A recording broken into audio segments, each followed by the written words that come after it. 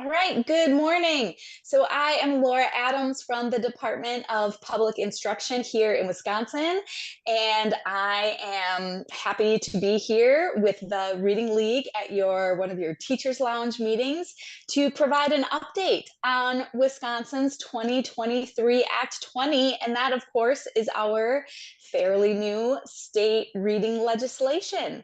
So let's just talk about where we are. And of course, if there are any questions along the way, you're welcome to enter those questions in the chat or to pause and ask questions. Although please remember that we are being recorded. And so if you want to save your questions until the end, until after maybe we're finished recording, you might choose to do that too. And if you're someone who is watching asynchronously after this has happened, I'm also going to show you at the end a place where you can submit any questions that you might have so that you can also get any of your questions answered.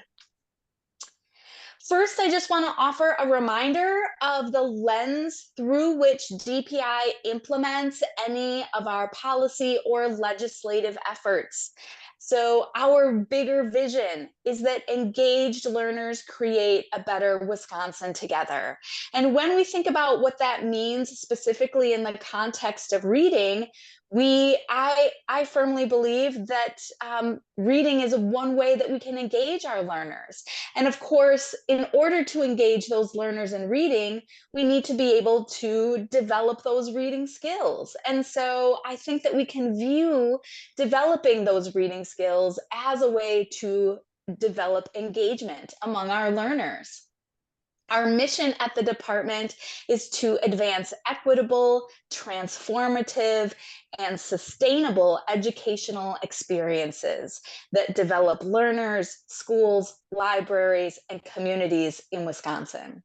And when I think about equitable, I think about that fact that every child receives what they need when they need it. And we can see in the structure of the reading legislation that it was structured to do just that, to make sure that every developing reader is getting what they need when they need it. And then that idea of sustainable, here's actually where I'm going to put in a little plug about some money. So we know that in order to sustain our educational efforts and some of the particular items in Act 20, that at this point, we absolutely know that we're going to need to go back to our state legislators in the next biennial budget process for the state and request additional funds in order to continue implementing some of the good efforts that Act 20 has begun. And because we want to sustain those efforts so that they can truly be effective. Here is just our list of the key components that are in this legislation. And the font is kind of small because it's a lot. It's kind of an overwhelming list. And I'm going to give an update on each one of the relevant items in this list. So we know that we had the appointed Early Literacy Curriculum Council that recommended early literacy curricula. Hey, We Laura, know we Laura, yes. sorry, I'm sorry to interrupt, but we're the big picture is stuck on the title slide. Oh, okay. Well, thanks for letting me know. You're not in presenter mode. Yeah, be presenter mode.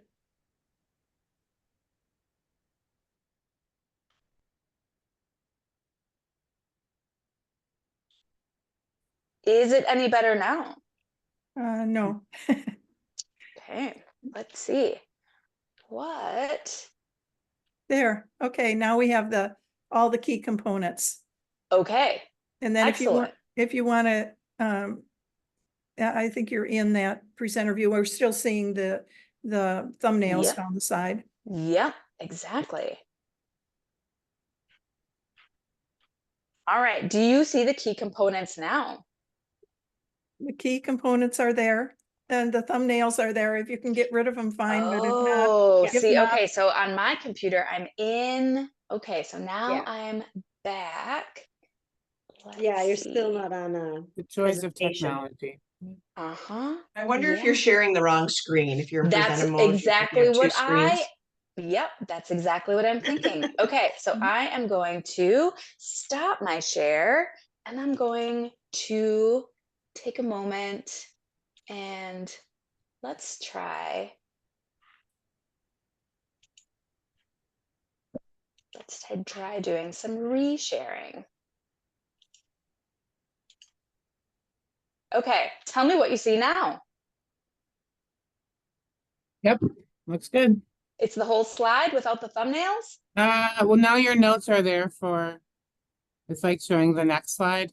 It's probably what you should see as the presenter. Not, Yeah. Oh, not I don't see that actually. Yeah, we see like if you had your next slide coming up. Mhm. There's no notes, so I don't know. Oh, maybe just that's fine. We'll survive if we go It's, to that. yeah, it'll be fine. If Now you we've got, click on- Yeah, it's got to be yeah. something about which screen is being shared. That's so, yeah.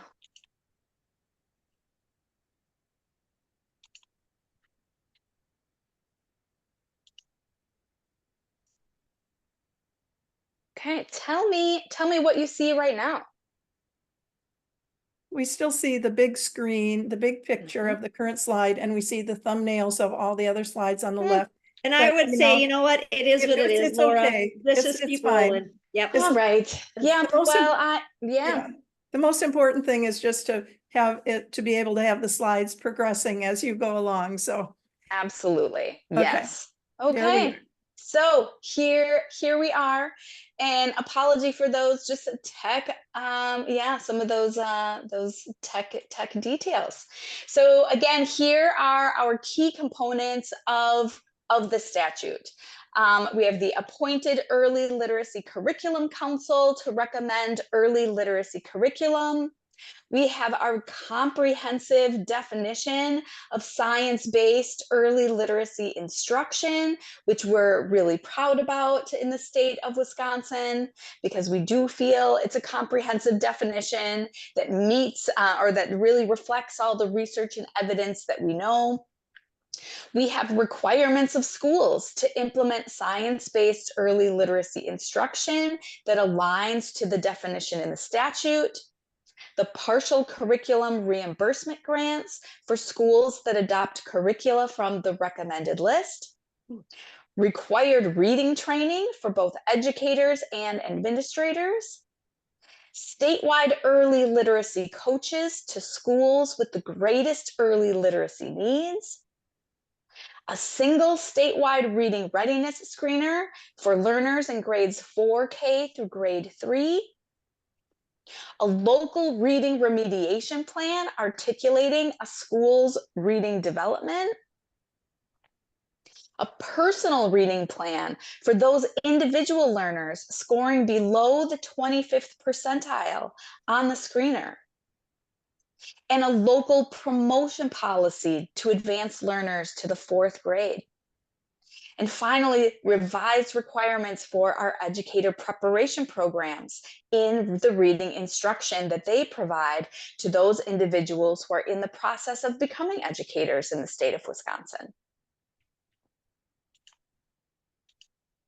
I think it's also important just to take a step back and think about the fact that we have different requirements for those Wisconsin schools that are formally part of the choice or private school program.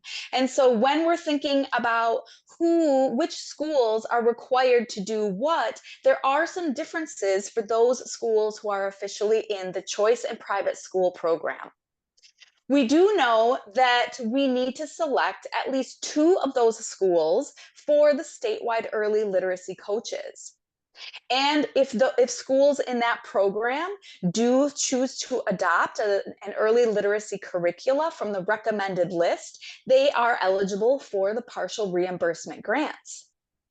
Schools in the choice program are prohibited from purchasing early literacy curricula, instructional materials, or providing early literacy instruction or interventions that include 3Qing as defined in the legislation, just like our public schools. And choice schools, just like our public schools, must adopt a policy for promoting students from 3rd grade to 4th grade that includes reading achievement criteria and requires intensive reading interventions when we have children who are moving from 3rd grade to 4th grade, but whose data still shows that they need additional reading supports. So just making sure that that transition from 3rd grade to 4th grade still includes all of the necessary supports.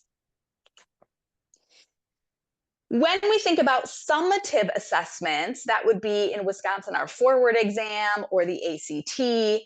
Those assessments in a choice school are only required to be administered to students who are in that school as part of the choice program.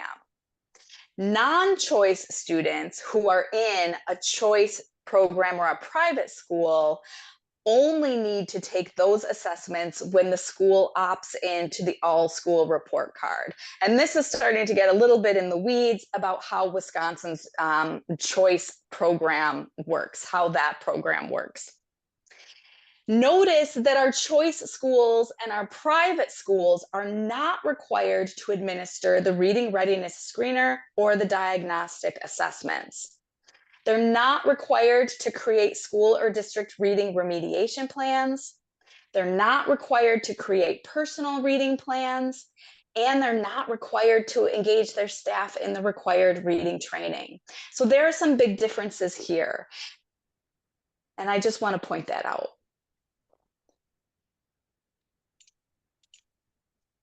Also thinking about the big picture, it's important, remember we were talking about part of DPI's mission to have sustainable education. And so, as I said, funding is absolutely a key part of what it means to be sustainable. We have a one-time set aside in our state budget of $50 million to support the initiatives in Act 20. These are the 6 things that are required to be funded with that $50 million. The salary of a person who's going to serve in the role of director at the Department of Public Instruction to continue overseeing implementation of this statute. The salaries of the 64 statewide early literacy coaches who will be supporting schools in implementing new curricula or implementing science-based early literacy instruction and moving away from 3Qing. The difference between an existing appropriation and the actual cost of the reading screener. So in Wisconsin, we have had a law for quite a long time that requires our schools to administer a reading readiness screener to our youngest learners. And so we do have an existing amount of money to help fund that. But if there's a difference between what that current amount of money is and the cost of the new statewide screener, that will need to come out of this $50 million. Reimbursements to our districts for the diagnostic reading assessment. Act 20 states that while each district gets to select the diagnostic reading assessment they want to use, that DPI will provide them with some funding to help support their purchases of that tool. The actual amounts for that will be prorated, and it will ultimately depend on how much funding is available. Wait, Laura, can you clarify? So is the state going to be choosing a master diagnostic test, or is there just going to be funds provided?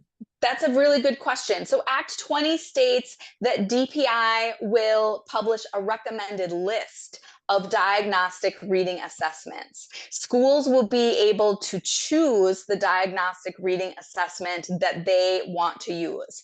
If they choose a diagnostic reading assessment that's on DPI's list, then they will be able to apply for some partial funding for some partial reimbursement of the purchase of that diagnostic reading assessment. The screener, which goes to everybody in the state, will be paid for by DPI completely. Okay. The fifth thing on the list is the partial curriculum reimbursement grants. Again, for those districts that choose to adopt a curricula from the recommended list.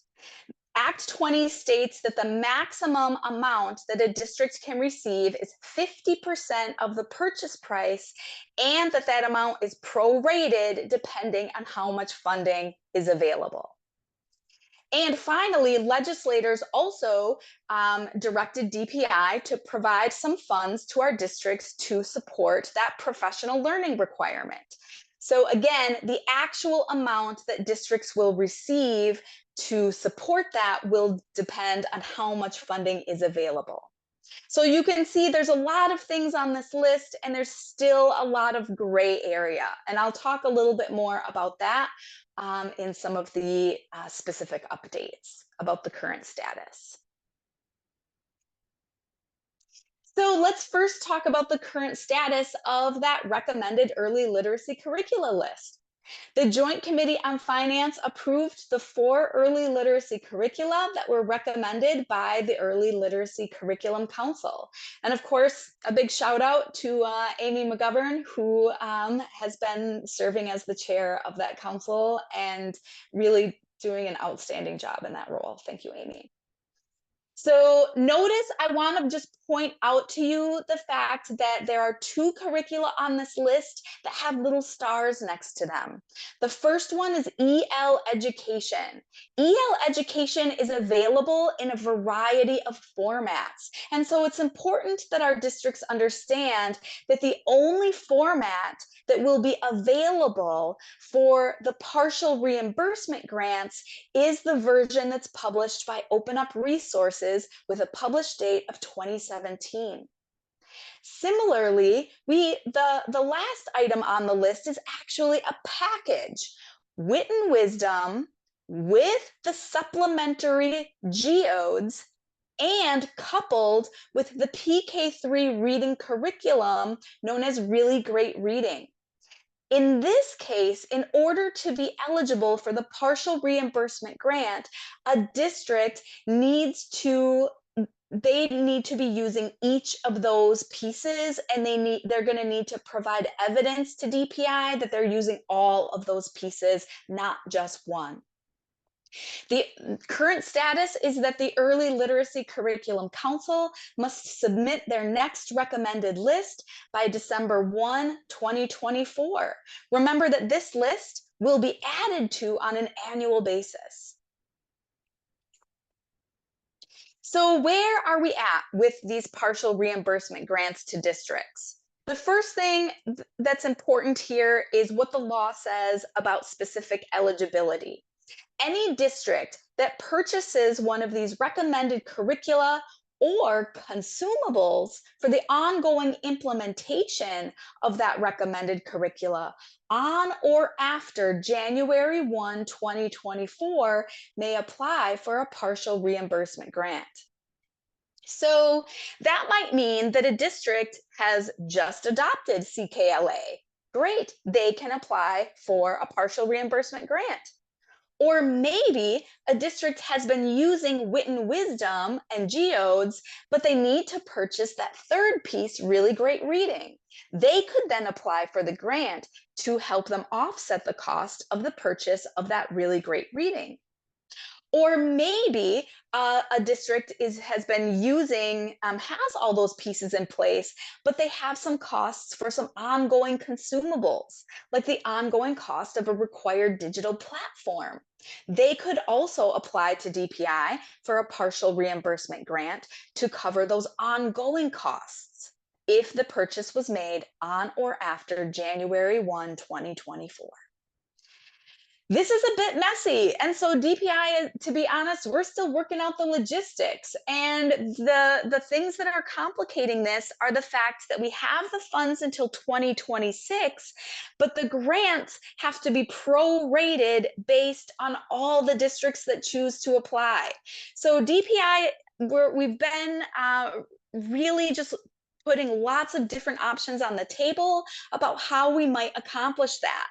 Because What we don't want to do is, because we know that the list is going to be added to each year, and technically we have the funds until 2026 for these grants, it doesn't make sense for us to spend all the money now. Because what if there's a district that was not ready to make a purchase right now, but instead they're planning to make a purchase next school year? We also want to honor that. And so we want to give those districts equal opportunity for the grants. So this process is a bit messy. We've got a couple different ideas on the table about how we might accomplish this in a tiered fashion. It is entirely possible that districts won't receive their final grant funds until 2026. That is one possibility. And so I just feel like I need to acknowledge that. But we are exploring lots of different options about how to accomplish this.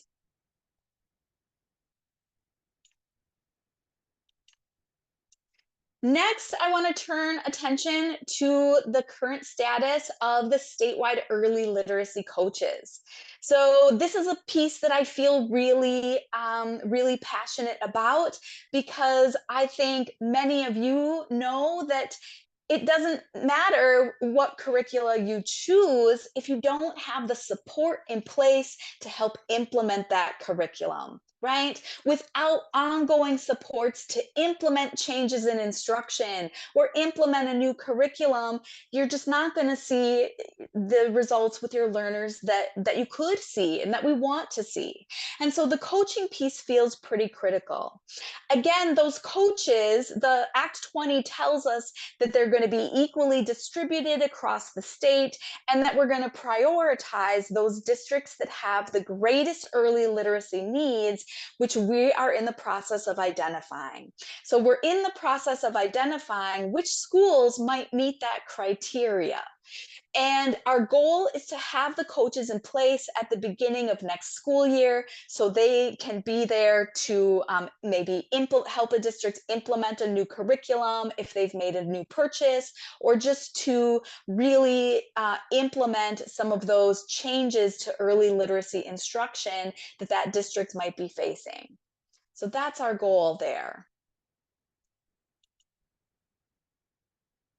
Next, the current status of our single statewide screener.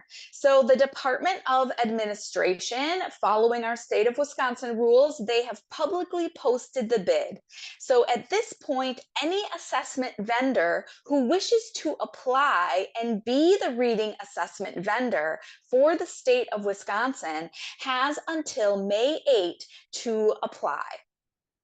The Department of Administration will select a vendor that meets all of the requirements in Act 20 by July 1. And then DPI will be able to announce that screener and begin working with whoever that assessment company is to develop training on administration of the screener. Important to know here that we had an amendment that was signed by the governor in late March that delays just the first administration of the screener next school year. So what that means is next year, only next year, our 4K learners will be required to take the screener in the spring, and our 5K through grade 3 learners will be required to take the screener mid-year and in the spring. DPI is planning on working with the vendor to make an optional screening window available in the fall, because we do know how important it is for schools and districts to have that early literacy data right away at the beginning of the school year to act on. So that is something that DPI plans to negotiate with the vendor. So more information and a lot more details to come later this summer about what the screener is and when you can expect additional details about training. Again, it's also DPI's intention to require that vendor to provide ongoing training on how to apply the results, right? Because again, that's the important piece, right? What does a system do? What do those teachers do with the results of that screener data? And so that is also, that's also some ongoing training that we are planning to require the vendor to provide. Current status of our educator prep program revisions. At this point, all Wisconsin educator preparation programs have either introduced new reading courses that meet Act 20 requirements beginning in this spring semester, the current semester that we're in, or they have their plans to introduce those changes for reading coursework in the fall semester of 2024. Any individual applying for an initial license on or after July 1, 2025 must provide evidence that they successfully completed an approved reading course. Note that DPI generally gets this information directly from our higher ed programs. So I just want to clarify that it's not the burden on the individual new teacher, that DPI actually gets that information from the universities and colleges themselves. I think we continue to get a question about the Foundations of Reading test. And so I also just really want to point out here that the Foundations of Reading test is also still required. So both of those things will be required in order to graduate from and to be accredited by a Wisconsin educator preparation program. The next thing that I just want to share is some information about current resources for the field. So available now, we have a tool that districts can use to identify whether their instructional materials meet Act 20 requirements. And so that's a tool that our Wisconsin districts can use to maybe help them in that decision process about whether they need to adopt new instructional materials. Or perhaps they're in a budget situation where they just don't have all of the funding at this moment.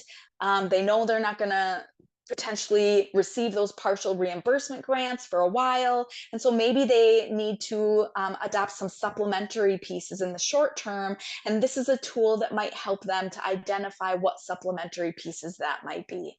We know that our Wisconsin context is really varied, and sometimes our schools are just doing the best they can with the current funds that they have available to them. In May, between May and June, we have a variety of resources that will be published. We will be offering a template for that local district reading remediation plan that districts can use and fill in and personalize or localize. We're also going to be offering a template of a personal reading plan that meets all of the requirements in Act 20 that a district could choose to take and personalize then for individual learners that will need those personal reading plans. We are also working on some template family notification letters because Act 20 requires that in certain situations, real specific information gets shared with families, including characteristics of dyslexia and how to make a special education referral. And so DPI is also in the process of creating some template family notification letters that districts could choose to use. And then that way they know that they're including all of the required information by the statute. Our special education team is also working on some guidance about the intersection with the requirements that are in Act 20 and the special education child find law, because there are a few pieces of kind of overlap between those two things. So we're working on some clear guidance with that's being approved at the state and federal levels. We're also working on some guidance about Act 20 and dual language immersion programs. We've had a lot of questions about what this means for dual language programs and those situations where we have families who have committed to wanting their child to develop both the English language and an additional language. We have a lot of Spanish immersion programs in the state. We also still have a significant number of German immersion programs, some French immersion programs, some Chinese immersion programs, as well as some additional ones. And so we're really needing to develop some guidance about what that means for learners who are participating in those school programs. And in June or July, that is when you can expect to see DPI's recommended list of those diagnostic reading assessments so that schools can begin to make those purchases. So especially if you have been watching the webinar pre-recorded, here is where you can always find additional information. Those resources that I was just talking about will be posted, or the one that's available now is posted here on this site.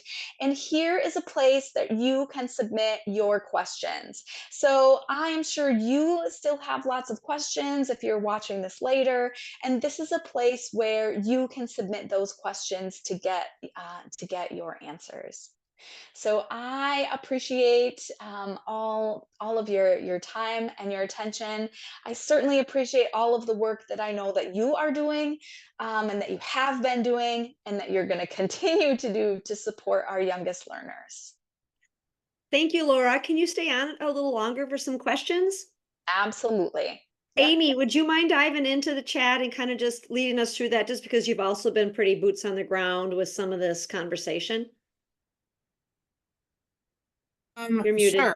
Yeah. Just read it. Yeah. Okay. Yeah. Well, I'm not sure where to start. There's a lot of stuff going on in the chat. I see that. Yeah. Yeah.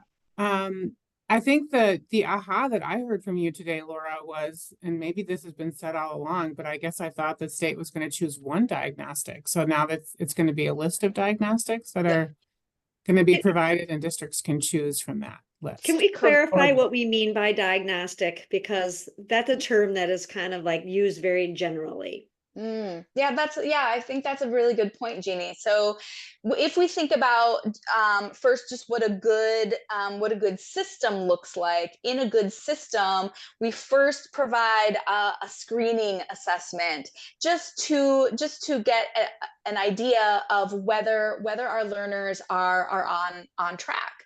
And maybe that screening assessment shows that there are some concerns about an individual learner, right? They score in a certain category, and now we're going to maybe label that learner at risk. That's what the statute says. We're going to label that learner at risk if they score below the 25th percentile on the screener.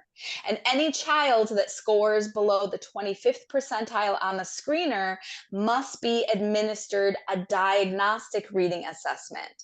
And so that will be a more intensive reading assessment just to identify what are the specific reading subskill areas that this child is experiencing challenges with, and the specific things that need to be a part of that diagnostic reading assessment are outlined in the law. It's a list of, I think it's like 6 or 7 reading subskills. It includes rapid naming, vocabulary. Yep. Yeah. There's some like oral vocabulary. There's fluency. There's a list of like 6 or 7 different items there. So there'll be a list of all of those. Correct. Yes. They don't have to pick just one. They can look off that list and grab something off that list. Well, I mean, this is right. Like this is part of the decision process that DPI is in. So one of the things that we need to do, right, is we need to look at that list, and we're in the process of doing this now, doing a comprehensive look at all reading diagnostic assessments that are available. Do they meet all the components on the list? What we see in the work of other states that have done this is that might be true and it might not be true. And so we might need to create a list list of diagnostic reading assessments and clearly indicate this diagnostic reading assessment assesses these skills, right? This diagnostic reading assessment assesses these skills. And so it is entirely possible that there's a diagnostic reading assessment that includes all the skills. I also think it's entirely possible that it's not, right? And so that's the process that we're working through, and our list will will be very clear about that and our And findings. I think that we have to distinguish that there are formal diagnostics, and those are Yes. the ones that tend to include all of those components Yep. that Laura named. And then there's informal diagnostics, which are also important. And then, kind of to muddy the water, you wouldn't want to give a student every single component necessarily, because we're not running an IEP process. We're looking at how to inform instruction. So Exactly. that's where, like, the boots on the ground work compared to the law, it's going to be a little muddy. And so you have to keep coming back to the well on the learning for this, because Yes. we want to test smart. You want your diagnostic assessments to inform what you're going to do in the classroom with the kids. So that might not mean that you're giving one component of this test, because they already showed they could do that component on their screener. Right? Exactly. And so that, again, is all going to inform what ends up on the recommended list of diagnostic reading assessments. Like, we are thinking about all of those pieces together and what is ultimately going to make the most sense for a learner, and what is going to provide a teacher or a school system with the accurate information about that child's reading development needs, so that they can then create the personal reading plan that specifically tells specifically outlines, here is what we know the child's reading needs are, and here is how we're going to address those. Here's our plan of action now that we have all of the necessary information. Laura, to your knowledge, at the moment, are assessments that are being looked at for the screener still favoring ones that include a diagnostic? And where does progress monitoring fit? That's a question that we get fairly often. Yeah, absolutely. So I don't know, because I don't know which assessment vendors have formally submitted. So part of the process is, at this point, once vendors start submitting information, there's kind of a no contact rule with DPI. Like, we're to try so that it's supposed to be a more objective process, right? The vendors can't reach out to us, we can't reach out to them. So it's a more objective kind of process. So I won't see who has submitted their bids until May 8, until the closing of the bids. Okay. So do I think it's entirely possible that we'll have an assessment vendor who also has a diagnostic reading assessment tool as part of what they offer? I do think that's entirely possible. I think that would probably be really great, right? Because in that case, those assessment tools are probably meant to work together, which would be helpful for schools and districts. So I don't know. I think it's possible. I think it would be great.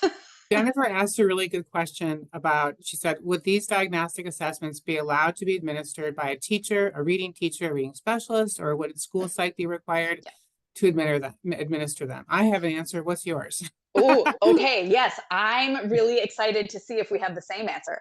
My answer to this question is always, you have to look at the technical specifications in the manual of the assessment. The assessment will tell you what qualifications the individual needs to have in order to administer that assessment. And it varies, and it varies based on the kind of diagnostic reading assessment is. In some cases, it might need to be your school psychologist, and in other cases, it might need to be someone who has more extensive, reading knowledge, like a district reading specialist. And so, it'll depend on the assessment, and you'll have to look at the technical specifications in the manual. And this is also something that I'm thinking about. So when I'm thinking about what DPI's recommended list is going to look like in the end. Like in my mind, I'm imagining, some kind of a chart where we've got like names of the diagnostic screener, we've got like the skills that are being assessed, we've got who can administer, and a variety of other important critical criteria. Because I'm also thinking about the number of schools in Wisconsin who don't have a school psychologist right now, because of our workforce challenge situation. And so I'm just thinking about all the information and how I can bring it all together. Amy, I want to know if your answer would be the same as my answer, if it would be slightly different, what else would you add? Well, I think that's the place you start, what you said. It's like, well, who is qualified to give this test? And then the next question is how is our system set up? So, and how many kids do we have scoring below the 25th percentile that might be required to take these tests? Yep. And that might even help you decide which option of assessment is going to be the best fit for your system.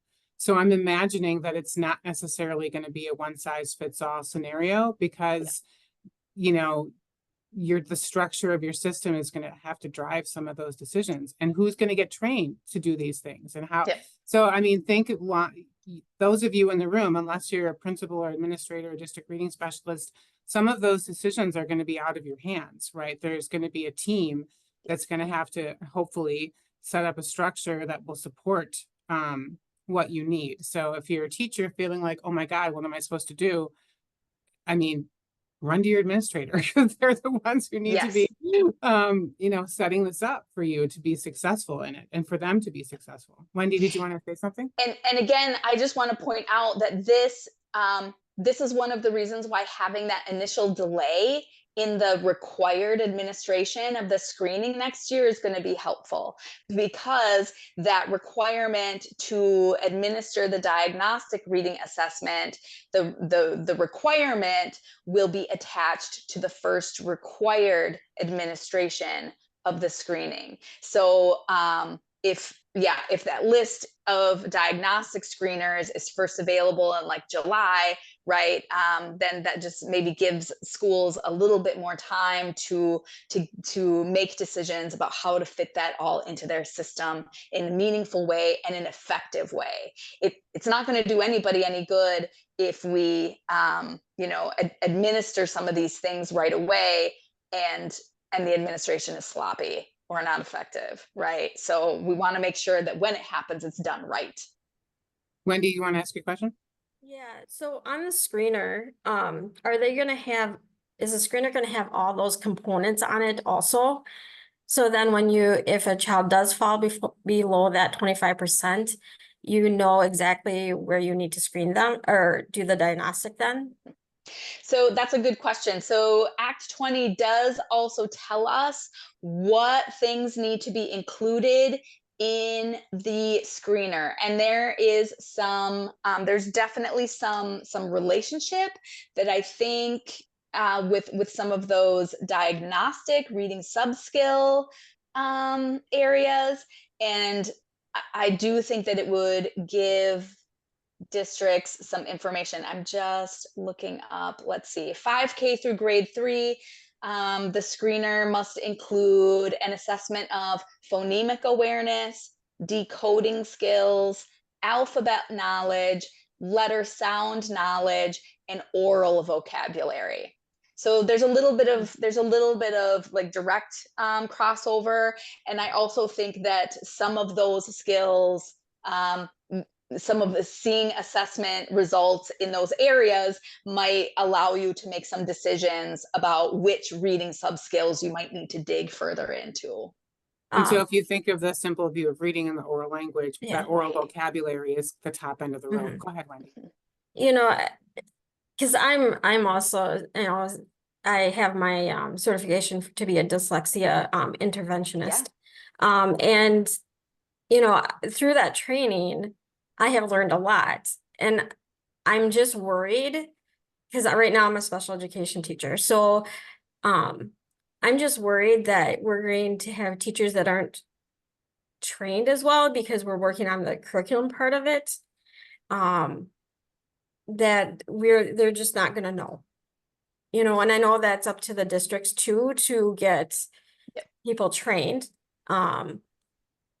But I know it's a process. And DPI's guidance is also, you know, has been to district administrators, because we're also meeting with district administrators on a regular basis. Mhm. And our guidance there is also about what a good system looks like and who you need in what roles doing what things in this system, like what Mhm. kind of knowledge those people need. And so DPI has also been, working. Okay. We're working at every kind of Mhm. pushing into every part of the system wherever we can, because you're exactly right, Wendy. We need the right people with the right knowledge Mhm. doing the right things. I mean, and you know, a lot can go sideways, but the law is written very well. It Yeah. just, yeah, I mean, it's going to be messy in the beginning because there's so many things happening all at once, and we just have to keep training the leaders, training the teachers, coming back to the well. It's not a one and done. I now understand everything about how to give this test and what to do with it. We all There know will be Exactly. many that's not- wobbles. that's There'll be not many realistic. wobbles. Yes. Right. And that's exactly why we know that when you're implementing something new for the first time, like research shows, there's very often that implementation dip, right? And I think we can all absolutely expect to see some of that here, as we're trying to just implement all these new things at once. So then also, how does this work with, like, if we do these, diagnostic screen, you know, Mhm. these diagnostic testing, when does it become like a special ed referral? You know, is that gonna lead to that? Or, I mean, how, because right now I'm just I'm a cross cat teacher and with just kindergarten, half time, and then early childhood special ed. The next year I'll be full-time cross cat. So I'm looking at, like, I'm more of a early, so I work with kindergarten, first grade mainly. Yeah. How are we gonna look at those kids that, you know, they're gonna be getting those diagnostic assessments? Yeah. Is there gonna be something to follow along with that?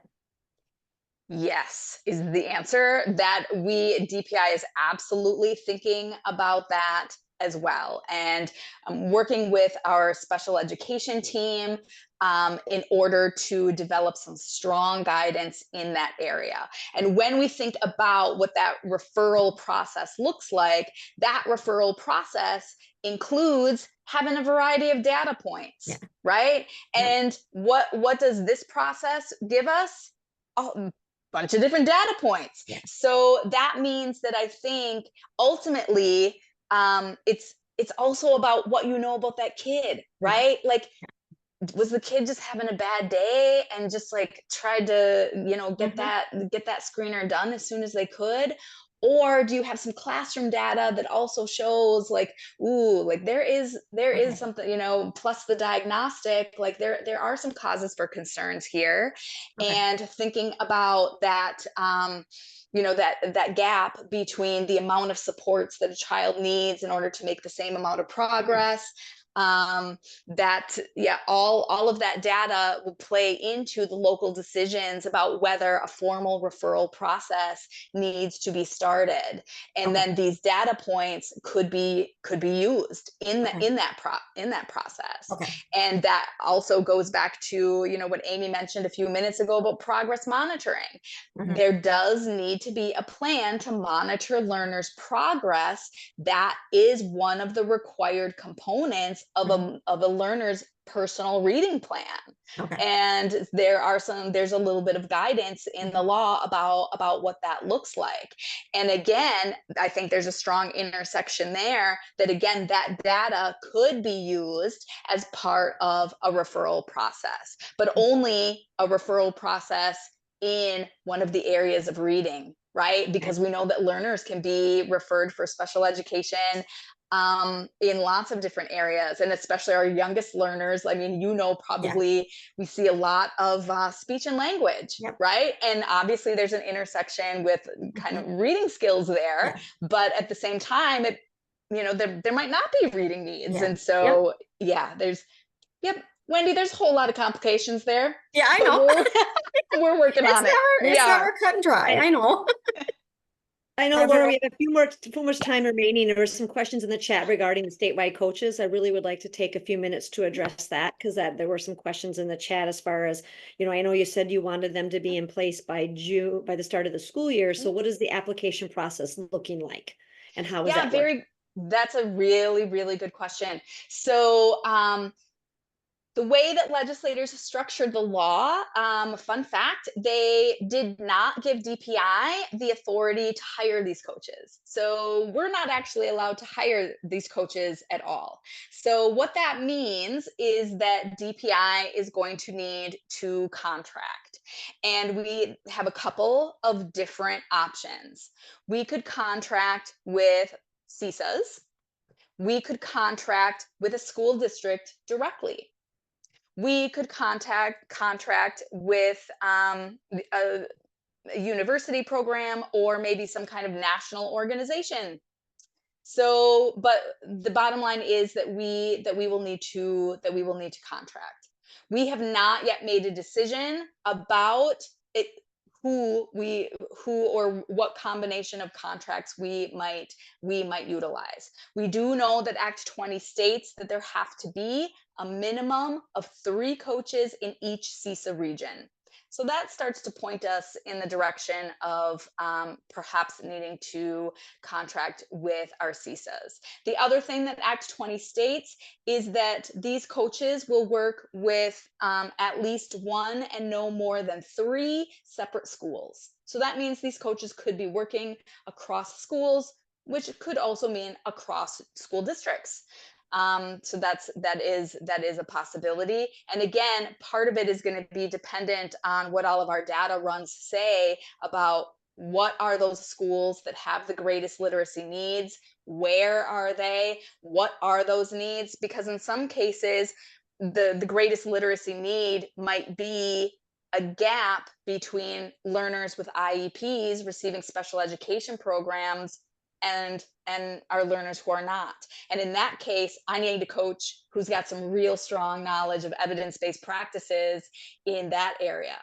In other districts, our greatest need might be, there might be a significant gap between learners who speak languages other than English and English speakers. And then in that case, I'm going to need a coach who's got specialized knowledge around that. So the application process won't run through DPI. Nope, it will not. And what are the qualifications? Is that delineated? Who gets to be a coach? Says they have to have demonstrated knowledge and expertise in all of the 9 components of science-based early literacy as outlined in the law. And DPI is required to engage all those coaches with a specific kind of reading training, very similar to what we're doing with our teachers or administrators. So there won't be like something on Weekend that's hiring for the coaches. How are they going to know how to apply? Is it going to go through? Right. That's what I'm saying. Like, oh yeah. Yeah. It depends. It depends on the final contracting system, because legislators would not give DPI authority to do the hiring. Yep. Sounds really muddy. When are you gonna know that answer? Like, I mean, this helps me understand. That's a good question. Yep. I don't, because it's already March, right? It's already April, which lots of teachers have already signed their contracts or going into the next school year. And so if they wanted to leave their job and go into the state position, they'd have to break a contract, which is going to be a penalty. And right. And DPI, you know, our school district administrators have, they've been very nervous about this because of our teacher shortage, right? And so they're also worried about teachers who may be leaving the classroom for this position. And the other thing that I know is that lots of our CISAs already made some additional hires of people with literacy background, because they're thinking ahead to this. Laura, can you briefly talk about what data is being used to determine who needs the coach? Absolutely. So at the state level, the best data point that we have, the only real data point that we have at the state level right now is 3rd grade forward exam data, which is not a reading test, it's an ELA test. So that's not a great data point. but it's a starting point. And so what DPI's plan to do in this area is to come up with an initial list of schools that have the greatest literacy needs according to that assessment, and then to request local data from those schools. Because, right, we know that those schools have been giving reading readiness screener assessments. And so we're going to need to do some kind of data validation. And so that's our plan, is to start with an initial list and then to seek more data from the schools themselves that end up on that list. And then Julie, I see your question, will the forward exam include a separate reading component in the future? Yes, it will. Anybody who is currently in the process of administering the forward exam, because we're in the window right now, you know that there have been some significant changes to the forward exam this year, based on feedback from our schools. And one of those changes, there's a change in the writing assessment portion, and there was a change also in the reading assessment portion. And we are going to, those changes are going to allow us to have a separate reportable reading score. All right. Well, I'm looking at the time. We have 1 more minute. So thank you, Laura. This was so super informative. I'm grateful that we recorded it so others can learn from you. Anybody else have a quick question before we say have a great Saturday? This was really great, Laura. Thank you so much for joining us. Yeah, I'm going to stop recording.